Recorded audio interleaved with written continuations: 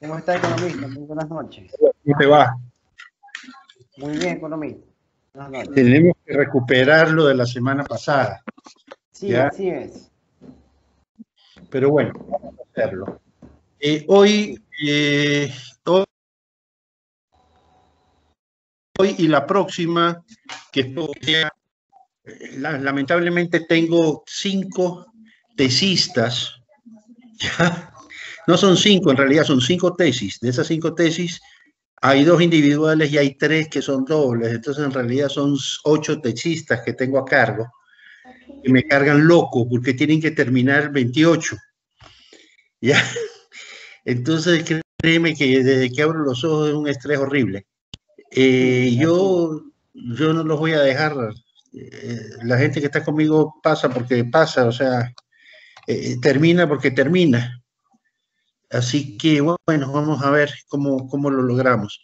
Bien, vamos a trabajar contigo viendo el núcleo nuestro, que es economía internacional, análisis económico latinoamericano y economía ecuatoriana, una mezcla de todo eso.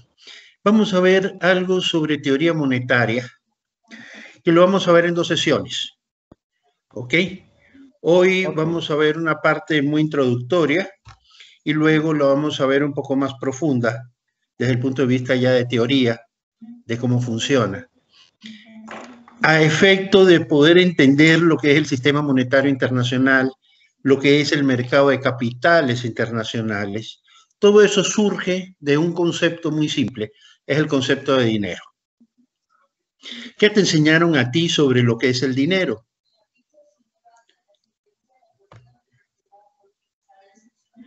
¿Qué te enseñaron sobre lo que es dinero?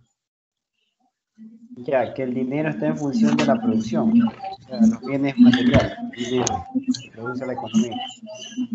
¿Pero qué más? O sea, que es el instrumento que utilizan los gobiernos para el tipo de cambio, porque lo que es el sistema monetario, ¿Pero qué cosa es el dinero? Algo muy simple. poder adquisitivo. ¿Qué cosa es el dinero? Cuando hablamos de dinero, ¿qué rayo es eso? Imagínate, tienes que entender lo que es el dinero para que puedas entender lo que es el sistema monetario. Y cuando hablamos de sistema monetario, lo que es el sistema monetario internacional. Deja ver si esto está cargando o no está cargando lo que le pedí.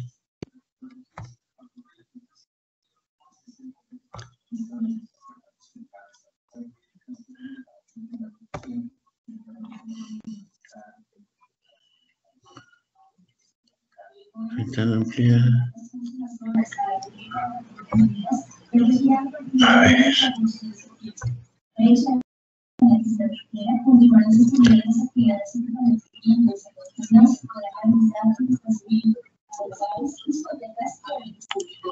Pantalla completa.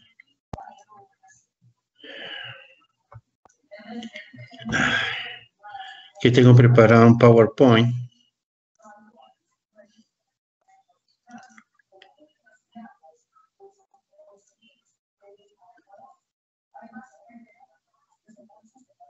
O sea, es fundamental que entiendas los conceptos desde la propia base.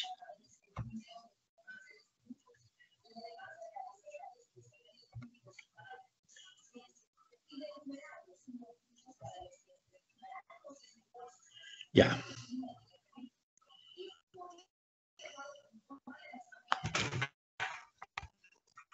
Vamos a empezar lo más solucionando el concepto de dinero, para poder entender lo que significa los medios de pago en el mercado internacional y por qué, por ejemplo, el dólar se lo considera como un medio de pago internacional, por qué no el peso colombiano, por qué no el bolívar venezolano, por qué no el peso mexicano, por qué el dólar, ¿ok? ¿Qué tiene el dólar?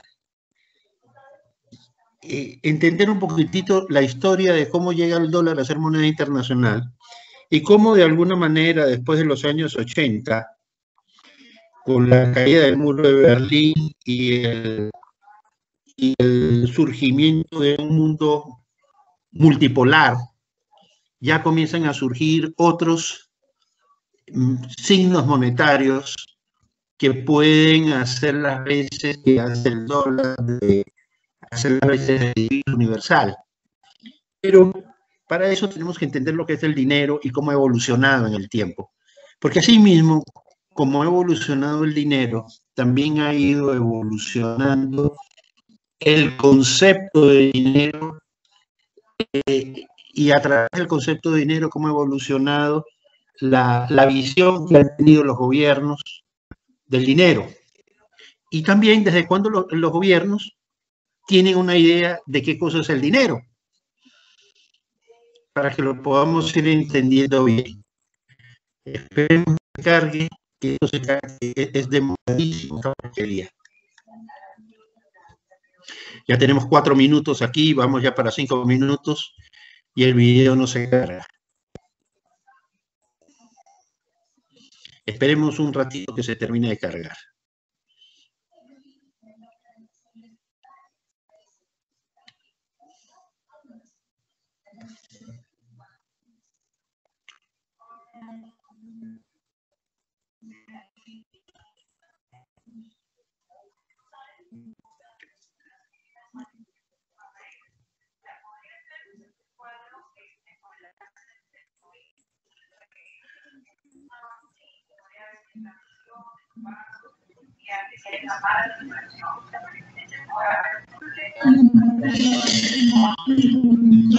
A 6 minutos todavía no se carga.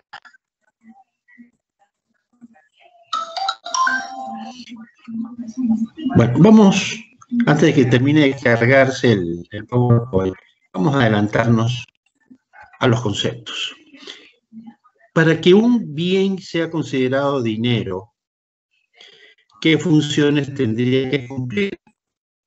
Me pregunto.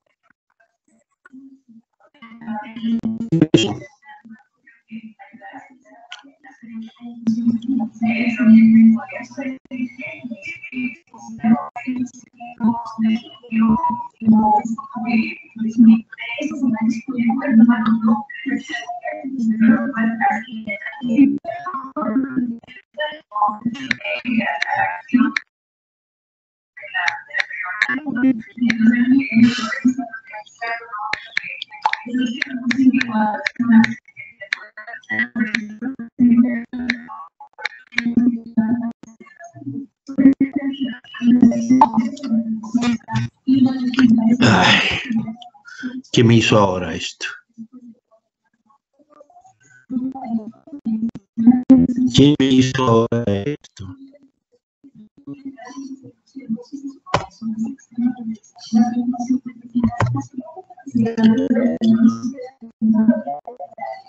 Aquí está. Bien, avancemos. Yo te preguntaba qué características debe tener un bien para hacer dinero y cómo identificamos el dinero y qué tiene que ver estas características y un determinado de características para que el dinero cambie su naturaleza y deje de ser dinero, por ejemplo. El dinero tiene básicamente 3 funciones. La función que más le conocemos es la función transaccional, es decir, es servir a hacer transacciones, compras, ventas, pagos. El dinero también es una unidad de valor. ¿Qué significa esto, unidad de valor? Pues, ¿cómo yo comparo un celular con un televisor? Yo podría decir que un celular de la marca X es igual a un televisor de la marca Y, o un televisor de la marca Z es igual a 5 televisores de otra marca. Pero ¿cómo podemos llevar una contabilidad? ¿Cómo podemos llevar registros? ¿Cómo podemos llevar registros de control teniendo distintas unidades de registro? Por ejemplo, en la contabilidad yo registro, soy comerciante, registro que tengo 10 teléfonos Nokia, 20 teléfonos Samsung de tal categoría, tengo 50 televisores marca Samsung de tantas pulgadas, de tales características, y cuando voy a cerrar mi balance, cuando voy a sumar, ¿cómo lo sumo? Si son bienes heterogéneos. Necesito entonces un bien que me sirva como referencia de todos ellos. Un bien que me sirva para comparar todos los bienes y cuyo uso sea simplemente valorar los bienes. Y al valorar los bienes, yo simplemente estoy comparando los bienes entre ellos. ¿Cuántos televisores es un celular o cuántos celulares vale un televisor? Entonces, si todo lo llevo a un denominador común llamado dinero, yo puedo hablar de que mis televisores valen tantos dólares, mis celulares valen tantos dólares, mis cocinas valen tantos dólares, toda mi mercadería vale tantos dólares, y la suma de mi inventario yo la voy a expresar en unidades de cosas que tengo, sino simplemente la voy a expresar en términos de su valor en dólares. Ese elemento es fundamental y marca una de las características más importantes del dinero. Y marca una característica del dinero que en un determinado momento resulta de la modernidad, no de la antigüedad. La tercera característica que tiene que ver con la modernidad es el servir como reserva de valor. Cuando hablamos de reserva de valor, ¿a qué nos estamos refiriendo? Pues bien, las personas, ¿qué destino le damos a nuestro ingreso? Keynes nos enseñó, ¿no es cierto?, que el ingreso es igual al consumo más el ahorro. Cuando agregamos la inversión, pues es igual al consumo más la inversión más el ahorro. ¿Qué cosa es el ahorro? Pues el ahorro no es más que con su consumo hacia el futuro. La pregunta es si yo puedo conservar el valor en cualquier cosa. Y aquí surgen una serie de pensamientos que son variados. Por ejemplo, los campesinos nuestros, los campesinos de la costa, y eso lo vienen haciendo desde la época del Sucre, con el dólar nunca abandonaron la costumbre, ahorran en productos. Su ahorro lo tienen representado en productos. Por ejemplo, los campesinos que cultivan cacao, sacan las pepas de cacao, las secan, ¿no es cierto?, y las guardan en la medida que estas pueden ser guardadas. Venden lo que tienen que vender y guardan siempre una reserva. Hay algunos arroceros que guardan algunos quintales de arroz en su casa, o sacos de café. En Quevedo era común, no sé si sigue siendo así, pero yo iba bastante a Quevedo y era muy común ver los fines de semana los campesinos bajar al pueblo, a la calle principal donde se sitúan algunos comerciantes de cacao, por ejemplo, y de café, o ir a San Carlos, donde hay un montón de comerciantes de estos productos, y los campesinos pues iban con un saquito, con medio saco, con 2 sacos de cacao, lo montaban en la balanza, discutían el valor con el encargado del de la compra del producto, recibían el dinero, se iban a la plaza de mercado, compraban los abastecimientos que necesitaban y se regresaban a su casa al campo. En otras palabras, para ellos, y sobre todo en época del sucre, jamás ahorraban en dinero, porque el sucre estaba sujeto a una devalorización constante, el cacao no. Entonces ellos guardaban su producto como un ahorro que valía dinero, que lo podían hacer líquido en cualquier momento que lo necesitaban y que lo llevaban al pueblo y lo hacían líquido cuando así necesitaran comprar otras cosas. Ese sistema muchos lo siguen usando a pesar de que ya tenemos una moneda que es bastante fuerte, que no pierde valor como lo perdía el sucre. Sin embargo, hay mucha gente que sigue ahorrando, especialmente campesinos poco integrados a la economía formal, siguen ahorrando en sus productos. Eso es una característica que el dinero tiene que tener, servir de reserva de valor.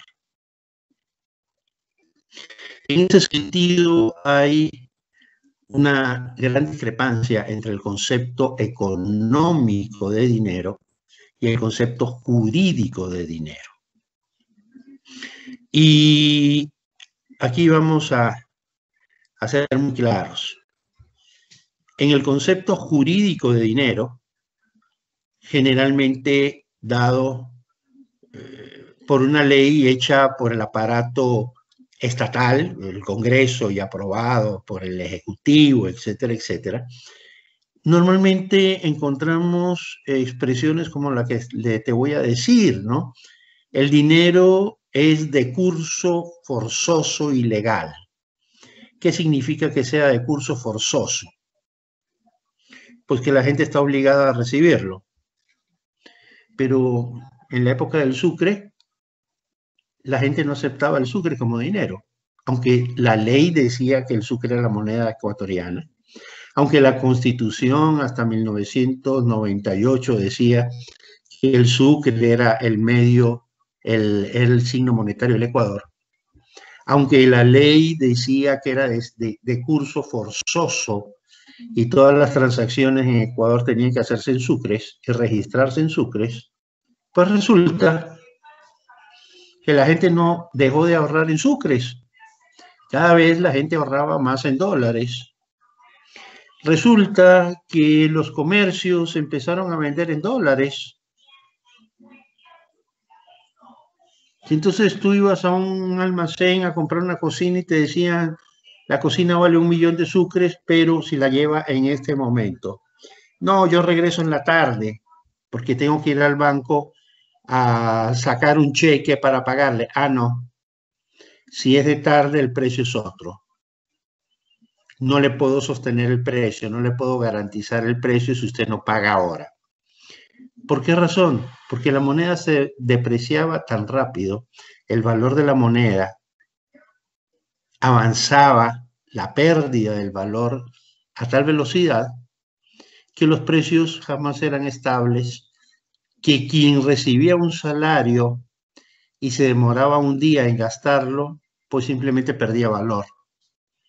Entonces, la gente, el sucre dejó de ser moneda mucho antes de que se dolarizara el Ecuador formalmente. De hecho, el Ecuador comenzó a dolarizarse después de los años 80, cuando comenzaron los procesos de hiperinflación en el Ecuador, cuando empezaron a producirse los procesos de devaluación continua, el sucre fue muriendo. ¿Y fue muriendo por qué? Porque como medio de transacción empezó a tener problemas. Yo solamente puedo comprar de contado, no a crédito, nadie me da crédito, porque dar crédito suicida. El dinero ya no me sirve para ahorrar. Yo tengo que ahorrar en cacao, como lo hacen los campesinos, ahorrar en arroz, ahorrar en café, pero no puedo ahorrar en dinero, porque un sucre que yo guarde para mañana es un sucre que voy a perder en términos de capacidad de compra. Entonces, más allá de lo que pueda decir la ley, que puede aclarar cuál es el signo monetario de un país, más allá de lo que dice la ley, que hay obligación de recibirlo, más allá que dice que todas las transacciones deben ser registradas y deben ser hechas usando ese medio de pago, más allá de todo lo que pueda decir una ley, en economía, el dinero que pierde cualquiera de estas características deja de ser dinero. Es decir, la última característica es la básica. Si pierde su condición de objeto de reserva de valor, pues simplemente el dinero deja de ser dinero. Diga lo que diga la ley puede decir lo que sea. ¿Ok? ¿Cómo va naciendo el dinero? Bueno, originalmente en la antigua Roma, por ejemplo, el dinero era un bien de aceptación común de todas las personas. La palabra salario viene de sal. El ejército romano en algún momento a sus soldados les pagaba con sal. ¿Por qué con sal? Porque en primer lugar la sal era escasa. Todo el mundo necesitaba sal y por lo tanto todo el mundo recibía la sal. Y de alguna manera la forma física de sal, de estar en grano, permitía fraccionar el producto, que es una de las características más importantes que debe tener un bien llamado dinero, podérselo fraccionar. En la América precolombina, muchos indígenas usaban el cacao como medio de pago. Y como te contaba en un inicio, campesinos en la costa aún usan café, cacao como un medio de reserva de valor y como un medio de transacción indirecta. Es decir, no van al mercado, no van a almacenes tía, ni van al comisariato con un saco de café o de cacao, pero sí paran en el kiosco de la esquina donde le compran sus productos para adquirir el dinero y de ahí pasar al supermercado a pagar sus compras. Si te das cuenta, la idea de un bien de esas características no ha dejado precisamente ser materia de monetización. Bien, con el tiempo los metales preciosos, básicamente el oro y la plata, se fueron convirtiendo en esos extraños bienes que servían de mucho a la satisfacción material de las necesidades, aunque como tales no satisfacían ninguna necesidad. Es decir, si tú tienes hambre, pues no puedes comer oro ni puedes comer plata. Te puedes comer un guineo, te puedes comer una manzana. Y el problema es que si tienes dinero, puedes comprarte el guineo y puedes comprarte la manzana y puedes comprarte lo que necesites y el dinero te alcance. No te puedes comer un billete, no te puedes comer una moneda de oro ni una moneda de plata, pero sí la puedes intercambiar por algo que necesites para comer. Y si necesitas vestirte, pues tampoco te puedes vestir con un billete, pero te sirve para adquirir la ropa que necesitas. Esa característica tan particular de ser un bien que en sí mismo no tiene ninguna utilidad humana, pero que por esas condiciones raras de la humanidad es aceptable por todos. Los metales preciosos de pronto se convirtieron en dinero. Fueron adquiriendo la característica de dinero. Y esa característica de dinero que fueron adquiriendo desde la antigüedad, pues la conservaron durante muchísimos años, hasta hace muy poco tiempo. Aunque hablar de pasado es un poco difícil, porque todavía encontramos sistemas monetarios no muy lejos en el tiempo que consideraban al oro o a la plata como reserva de valor.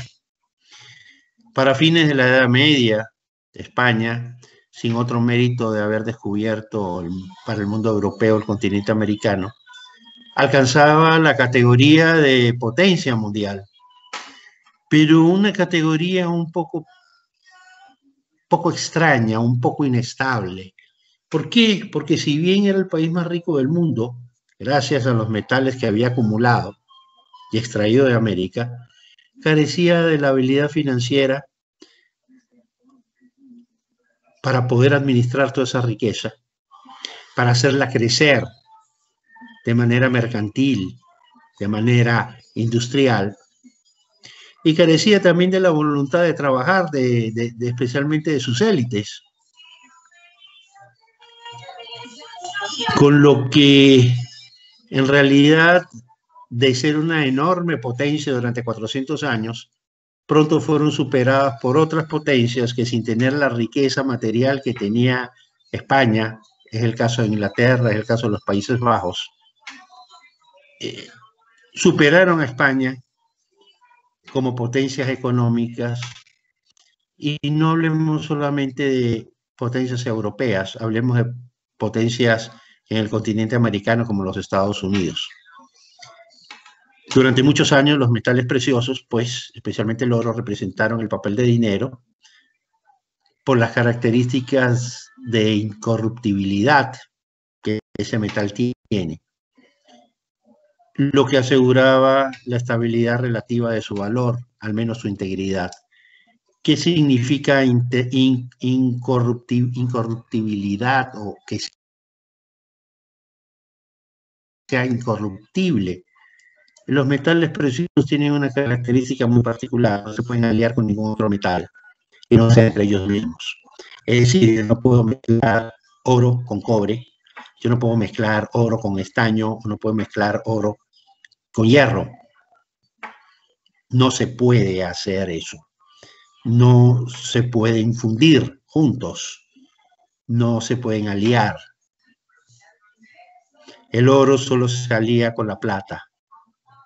Con ningún otro metal puedes reducir el oro. Entonces tú puedes tener oro de mayor pureza, los famosos 24 quilates, o puedes tener oro de menos pureza, los 22, los 20, los 18, 14 quilates, pero siempre el único elemento con el que tú puedes mezclar el oro, aliarlo, es con otro metal precioso que es la plata. Con ningún otro metal lo puedes hacer. El oro además tiene la característica de ser inoxidable y por eso es incorruptible. Los metales se corrompen con el óxido. El oxígeno comienza a descomponer el hierro, por ejemplo, comienza a descomponer el cobre y comienza a formar óxido de hierro, óxido de cobre, óxido de zinc, etcétera, etcétera, etcétera. Pero no existe el óxido de oro. Eso químicamente es imposible. Entonces, el hecho de que no se oxide, de alguna manera asegura su perpetuidad física y por lo tanto la estabilidad de su valor, al menos en términos físicos, sino de mercado.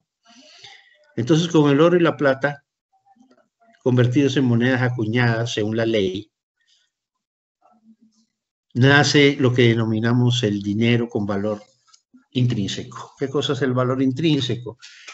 El valor que representa esa moneda en el metal que está hecho. Una moneda de oro, ¿cuánto vale? Bueno, vale el oro en que está fundido. O una moneda de plata vale la plata en que está fundida. Y eso se diferencia básicamente de otro concepto que van a hacer en la propia finales de la Edad Media, que es el dinero fiduciario, que es el que hoy usamos mayormente. Vamos a ver cómo nace ese dinero fiduciario. ¿Y qué cosa es el dinero fiduciario? El dinero fiduciario inicialmente son los billetes, aunque no se restringe solo a los billetes. Tiene otras formas distintas, pero básicamente son los billetes. ¿Qué significa fiduciario? ¿De dónde viene la palabra fiduciario? ¿Tú conoces el concepto de fiducia? ¿Qué significa esa palabra? No, doctor, no lo había escuchado. Fiducia viene del griego, viene del latín fiducia, que significa confianza. Cuando tú tienes dinero fiduciario, tú tienes aquello en lo que confías. Un billete, ¿qué diferencia hay entre un billete de $100 y un billete de $1? La diferencia no es ninguna físicamente. El papel es el mismo. El dibujito es el que cambia. ¿Me explico? En el uno está George Washington, en el otro está, si no me equivoco, Franklin. Pero la diferencia física no existe. La única diferencia está en el número que lleva impreso. Y ese número se lo da el emisor. Entonces, cuando yo recibo un billete de dólar, yo estoy aceptando que la Reserva Federal de los Estados Unidos merece mi confianza. Un billete de dólar no es otra cosa que una nota emitida por la Reserva Federal Norteamericana que dice que yo tengo derecho a reclamar $1 en bienes y servicios. En otras palabras, es un derecho de comprar o de que me entreguen bienes y servicios por valor de $1. ¿Qué respalda ese billete? Pues simplemente la confianza que yo tengo en su emisor. ¿Ya? Es la confianza que yo tengo en el emisor, nada más. Ese billete no tiene ningún otro respaldo que aquel que yo creo que tiene. Y que obviamente el que emite el dinero se cuida de que tenga.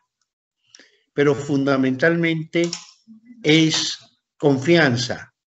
El dinero fiduciario no es más que ese objeto en el cual yo confío y en el cual recibo lo que me deben, recibo lo que creo que debo de tener y que me deben de entregar por mi trabajo, que guardo lo que creo que debo de ahorrar y lo guardo precisamente en esa confianza que tengo de que ese signo monetario va a conservar su valor. Es fundamentalmente confianza. Y digo esto porque no solamente los billetes son dinero. Existe lo que se llama el dinero primario, que son los billetes, pero existe también el dinero secundario, que es el dinero que crean los bancos privados a través de su función de crédito. Los bancos privados también crean dinero. El dinero primario es el que emite la Reserva Federal de Estados Unidos, el dinero secundario es el que emite el Banco del Pacífico, el Banco del Pichincha o el Banco Produbanco o Banco de Guayaquil o Banco Bolivariano o el banco que sea. Entonces, si yo digo o si alguien me pregunta cuánto dinero tienes, yo busco mi estado de cuenta y digo, tengo tantos $. Me meto la mano en el bolsillo y los billetes no los tengo en el bolsillo. Más aún, ni siquiera tengo billetes. ¿Qué es lo que tengo? Tengo un registro contable. Un registro contable que ni siquiera lo tengo yo, lo tiene el banco en el que yo confío. Y ahí entonces vuelve el problema de confianza. Cuando tú vas a un banco y depositas dinero, ¿qué te entregan a cambio? ¿Te entregan algo? A veces uno dice, no, me entregan un recibo. No, si ves esa papeleta no sirve de nada. Es un registro de una máquina con una firma que no puedes leer porque ni siquiera sabes el nombre del cajero. No sabes ni siquiera si esa firma corresponde a su cédula o no. No hay un nombre, no hay nada. Simplemente hay un papelito que a ti te sirve para llevar tu contabilidad personal. Pero ese papel no tiene ningún valor. ¿Cuál es el único registro del valor que tú tienes en una cuenta bancaria? La contabilidad del banco.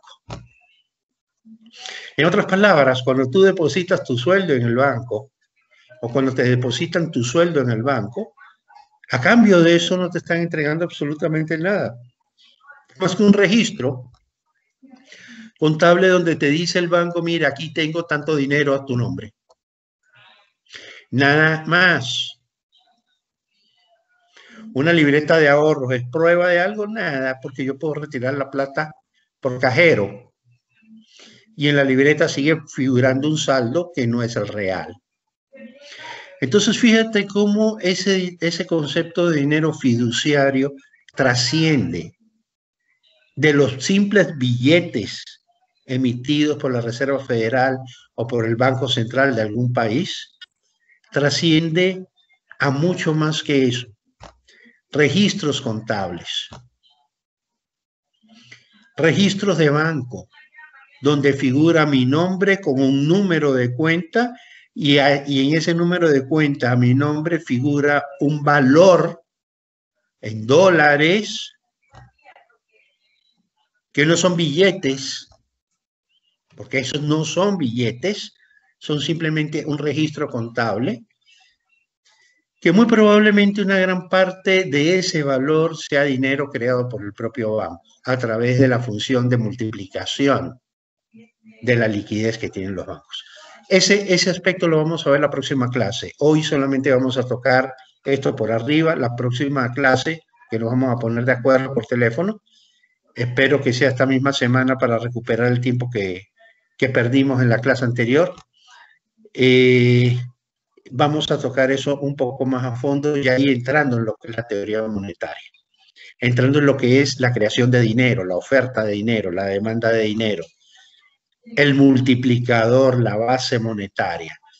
Todos esos conceptos los vamos a ver, pero ya la próxima clase. Ahorita simplemente lo que quiero que entiendas y que te metas a investigar en Internet es el concepto de dinero fiduciario, dinero de valor intrínseco y la naturaleza del dinero.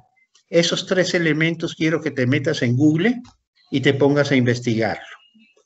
Cuando tengas esas ideas bien claras, entonces entramos ya en profundidad en lo que es la teoría monetaria. Bien, estos, por ejemplo, son monedas españolas, las del lado izquierdo. Estos son los famosos reales y estas son fracciones de real. Si ves estas dos columnas y ves esta cinta que se envuelve atrás, se dice que de ahí los norteamericanos sacaron el signo de dólar.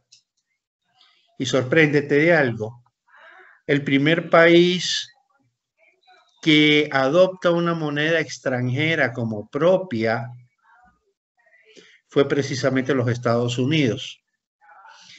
Cuando los Estados Unidos nace, los Estados Unidos no tenía minas de oro ni tenía minas de plata.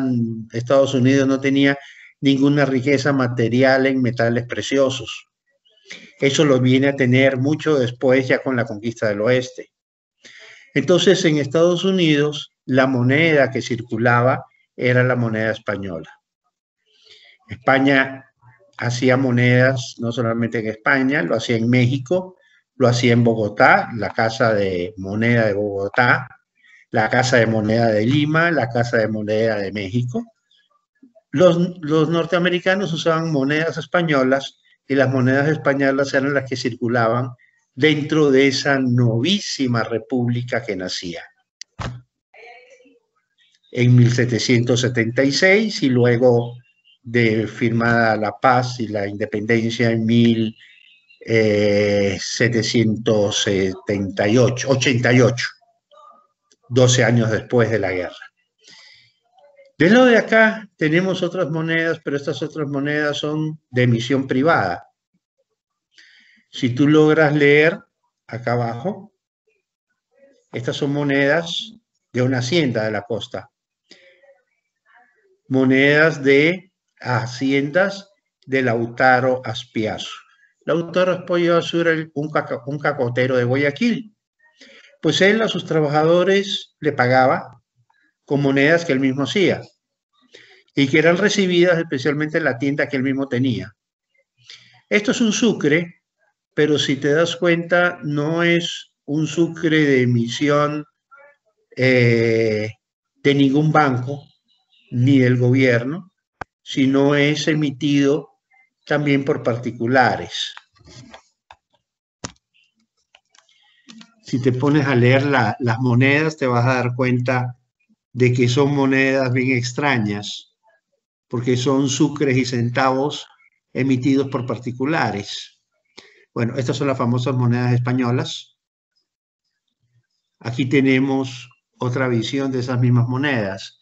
Si tú ves José Gabriel Peña, 20 centavos emitidos por José Gabriel Peña, ¿cuándo?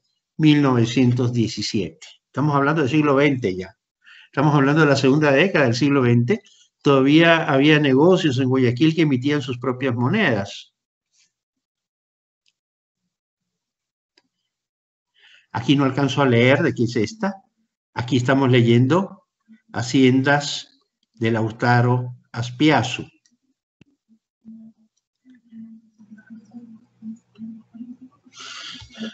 Y ese billete, Banco de Pichincha.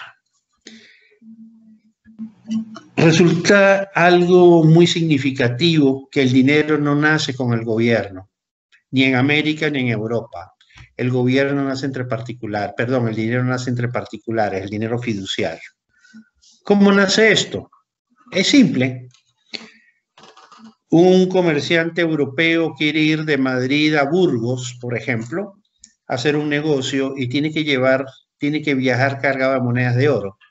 Obviamente en el camino lo pueden asaltar. Conoce a alguien, generalmente judío, que eran los que tenían este tipo de negocio, donde tenía las seguridades para él poder guardar el dinero. Y el judío le dice, mira, tú quieres ir a Burgos, en Burgos yo tengo otro depósito de oro igual que este. Lleva tu recibo, ese recibo que dice que tú eres propietario de tantas onzas de oro que yo tengo aquí guardado que son tuyas. Llévalas a Burgos, en Burgos preséntate en la misma oficina mía y allá te van a entregar el oro y así no tienes que viajar con el oro.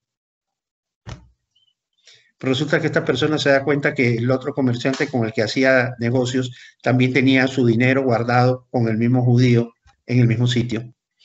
Y descubre que le puede pagar con el certificado porque el otro recibe el certificado de buena gana porque confía, porque cree en quien emitió ese certificado. De pronto yo tengo que hacer distintos pagos y veo que todo el mundo me recibe el certificado, así que voy donde el judío y le digo, mira, este certificado que es por 1 libra de oro, divídemelo en 16 certificados de 1 onza cada uno, o en 32 certificados de media onza, o en 64 certificados de 1/4 de onza. Y entonces descubro que con el dinero fiduciario hasta se me facilitan las transacciones porque puedo fraccionarlo. Puedo fraccionarlo, o sea, no tengo que comprar más cantidades de las que necesito de algo porque no hay vuelto. Puedo pagar exactamente lo que tengo que pagar porque puedo fraccionar mi certificado en muchos certificados que van a mantener su valor respaldado por el oro que tiene el señor judío. Un buen día el señor judío pues descubre que la gente le deja el oro pero nunca se lo lleva.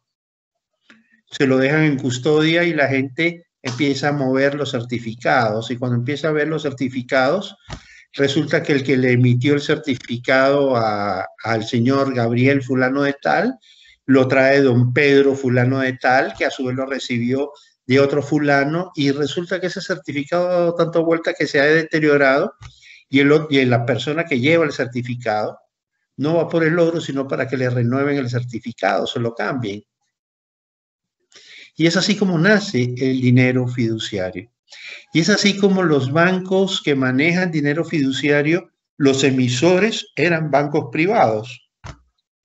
En el caso del Ecuador, muchos bancos privados emitían dinero, lo mismo que en Estados Unidos, hasta 1868, todo el dinero que se emitía era de bancos privados. Este, por ejemplo, Banco del Pichincha, que emitía dinero, 1921. Banco Comercial y Agrícola, este era el banco más grande que había en el Ecuador, y este billete es de 1916. Este también es el Banco Comercial y Agrícola, 5 sucres, aquí está José Joaquín de Olmedo, 1907. Este de 1918, y este es del mismo banco de 1920. Todos estos bancos en Ecuador funcionaron hasta 1927. En 1927, con el nacimiento del Banco Central del Ecuador, el Banco Central centralizó la emisión de dinero y prohibió la emisión privada de los bancos. Pero en Ecuador pues estaba el Banco Comercial y Agrícola, estaba el Banco del Pichincha, estaba el Banco de la SUAY, estaba el Banco del Ecuador, ¿ya? Este es el Banco del Ecuador, por ejemplo. Estaba la Compañía de Crédito Agrícola Industrial, y vamos viendo otros bancos como Banco Particular de Descuento y Circulación de Guayaquil, 1862. Estos no son sucres, son pesos. El sucre nace en 1886. Hasta 1886 la moneda ecuatoriana se llamaba peso. A partir de una reforma que se hace, comienza a llamarse sucre. Y la última ley del siglo XIX, ley monetaria, fue la ley promulgada por Eloy Alfaro en 1899. Y esa ley es precisamente la que amparaba la emisión privada de los bancos, la emisión privada de dinero. Bueno, Manuel Antonio de Luzuriaga, el banco llevaba su nombre. Si es esta moneda, un jornal de trabajo, Puerto Bolívar. 2 jornadas de trabajo, 2 días de trabajo, Hacienda de Lautaro Aspiazo. Si trabajabas un día, te llevabas una monedita. Si trabajabas 2 días, pues te llevabas 2 monedas de un día o una moneda de 2 días. Pero quien emitía la moneda no era ni siquiera un banco privado, era el dueño de la hacienda, con la que te pagaban tu salario. Bueno, esto es otra historia. Este nunca circuló, Banco Internacional, un banco que tiene su historia. En otro momento lo vamos a hablar. Y bueno, aquí está Banco del Ecuador, del que también te estuve hablando. Ya aquí emite, ya no son pesos, sino sucres. Y vamos a empezar a hablar del Banco Central del Ecuador, que en 1946. Y vamos a ver los dólares ahora. Este es un billete de $100.000. Y si te das cuenta lo que decían los billetes de la época, 1934. Este es un billete emitido justo en plena crisis desatada en 1929. ¿Y qué es lo que dice? Esto es un certificado en oro que vale $100.000. La Reserva Federal Norteamericana también adopta el patrón oro en el sentido de que lo que emite como dinero fiduciario está respaldado por oro en sus bodegas, en Fort Knox, que es como se llama el sitio donde los Estados Unidos se supone que guarda sus reservas de oro. Reserva Federal, nota de la Reserva Federal, ¿ok? ¿Y qué dice aquí? Redimible en oro. Son $100, Benjamin Franklin, 1926. Parte de la crisis de 1929, parte del relajo que se forma en 1929, era que el banco, el gobierno, porque en este entonces no era la Reserva Federal, sino que era el gobierno, había emitido mucho más dinero que el oro que lo respaldaba. Y eso, en la próxima clase vamos a ver por qué ocurre eso. No es una estafa, es simplemente el negocio bancario, pero eso vamos a hablar después. Lo importante es que hasta relativamente poco tiempo atrás, todos los emisores hacían alusión a sus reservas de oro. En 1972, el presidente de Estados Unidos, Richard Nixon, rompe este principio, dice que ya el dólar no es convertible en oro, que de hecho no tiene nada que ver con las reservas de oro y que el respaldo del dólar es la producción norteamericana. Eso lo vamos a ver en la próxima clase también. Simplemente te doy un aperitivo, te voy mostrando. Esto es un certificado de plata, nota de la Reserva Federal. Si ves, redimible en oro, $20 en Estados Unidos de 1926. La idea era que la gente podía llevar sus billetes o llevarse su oro. Estos son exactamente lo mismo, $20. Este es un certificado de plata, entonces esto es $1 de plata. Pero no en moneda, sino en billete. Es decir, con este billete tú puedes ir al Banco de la Reserva Federal y decirle: yo no quiero el papelito, yo quiero la moneda de plata. Esto es de 1925. Si te das cuenta, Estados Unidos no era el único. Esto es un peso colombiano y, si ves la leyenda, un peso oro. Banco de la República, que nace en 1927, igual que el Banco Central del Ecuador, por la misión Kremerer. Este es un billete de 1969. También adopta el patrón oro, y aunque se deshace del patrón oro en el transcurso del tiempo, siguió manteniendo en sus billetes la leyenda oro, dando a entender de que el billete estaba respaldado por reservas de oro del país. Estos son 10 pesos, 1974, algunos años después. Estos son 500 pesos, año 77. Y seguimos hablando de pesos oro. Bueno, esto es Banco Central de Chile, esto es un peso.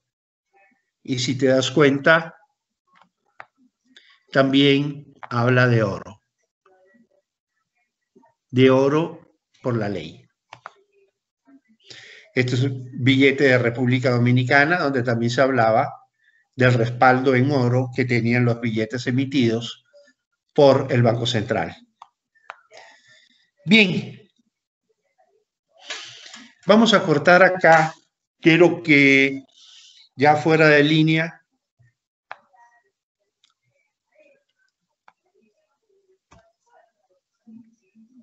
espérate, regresamos a...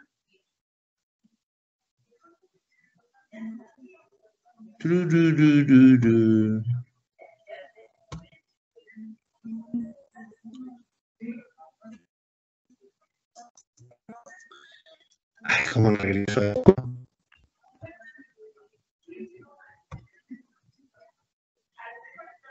No, quiero regresar. Quiero caminar para atrás.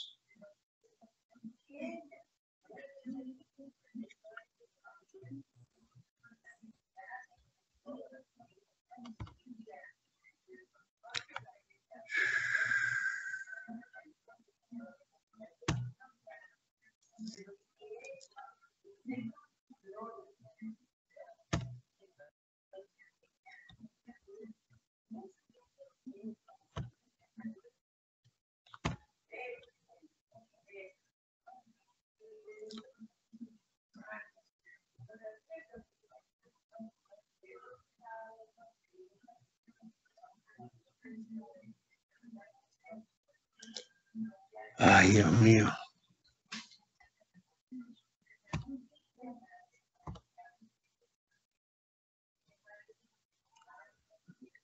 Bueno, se me quedó el PowerPoint adentro y no sé cómo rayos sacarlo. ¿Qué te ha parecido lo que hemos visto hoy? Necesito que tú, fuera de línea, en la hora que nos va quedando ahora, entres a Google, busques los conceptos que te estuve diciendo, me busques información sobre el patrón oro, la historia del patrón oro y hasta qué punto el patrón oro tuvo vigencia, especialmente con el dólar norteamericano. La próxima clase vamos a hablar sobre la emisión de dinero, sobre la importancia que tiene la estabilidad monetaria, no solamente ya dentro de un país, sino fuera de un país. ¿Por qué el dólar y por qué no otra moneda? ¿Qué características tiene el dólar?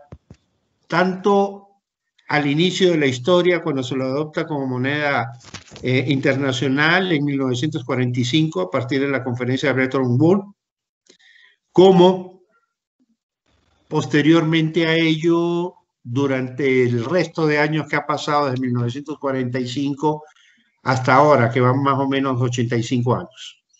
¿Ok? Eso lo vamos a ver la próxima clase. De ahí vamos a hablar sobre financiamiento internacional, sobre mercado de valores, sobre otro tipo de operaciones fiduciarias que están relacionadas con el comercio exterior y que están relacionadas básicamente con la transferencia de capitales entre países.